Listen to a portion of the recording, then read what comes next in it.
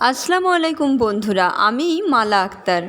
মালার রান্নাঘরে আপনাদের সবাইকে ওয়েলকাম। আশা করি আপনারা ভালো আছেন। আজকে আমি আপনাদের সামনে একটা ডিমের ধোকলার রেসিপি বানিয়ে দেখাবো। তাহলে চলুন রেসিপিটা প্রথম থেকে দেখে নিই।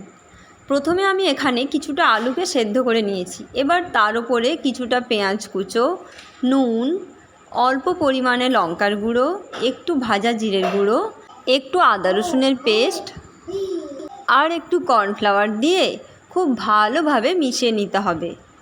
এবার সব কিছু ভালোভাবে মেশানো হয়ে গেলে একটা ফ্রাই প্যানে অল্প পরিমাণে সাদা তেল দিয়ে পুরো ব্যাটারটাকে দিয়ে দিতে হবে। আপনারা ভিডিওটা কে কোথা থেকে দেখছেন একটু কমেন্টে জানাবেন। আর যদি আমার চ্যানেলে নতুন হয়ে থাকেন তাহলে সাবস্ক্রাইব বাটন অন করে অল নোটিফিকেশান প্রেস করে রাখুন, যাতে আমার ভিডিও সবার আগে আপনার কাছে পৌঁছতে পারে। এবার এক পিঠটা ভালোভাবে হয়ে গেলে আরেক পিঠটা খুব সাবধানের সাথে উল্টে নিতে হবে। এবার আরেক পিঠটাও যখন হয়ে যাবে তখন একেবারে ফ্লেমটা অফ করে একেবারে ঠান্ডা করে পিস পিস করে কেটে নিতে হবে।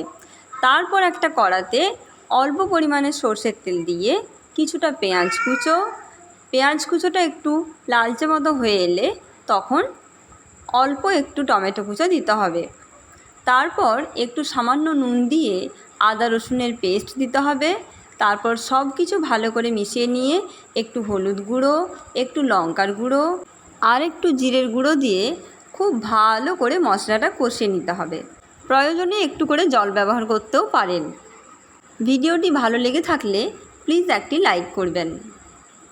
এইভাবে সব মশলাগুলো ভালো করে কষিয়ে নিয়ে যখন সুন্দর তেলটা বেরিয়ে আসবে সেই অবস্থাতে একটু জল দিতে হবে। আমি এখানে 2 কাপ মতো জল দিয়েছি। এবার জলটা খুব ভালোভাবে যখন ফুটে আসবে তখন আগের থেকে কেটে রাখা ধোকলাগুলো এক এক করে দিয়ে দিতে হবে। তারপর একটু ফুটে এলে টেস্টের ব্যালেন্সের জন্য একটু চিনি আর একটু গরম মশলার গুঁড়ো দিয়ে নামিয়ে নিলে রেডি।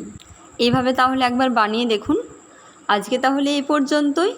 আবার আসবো অন্য কোনো দিন নতুন কোনো রান্নার রেসিপি নিয়ে। ততক্ষণে সবাই সুস্থ থাকবেন, ভালো থাকবেন। ধন্যবাদ।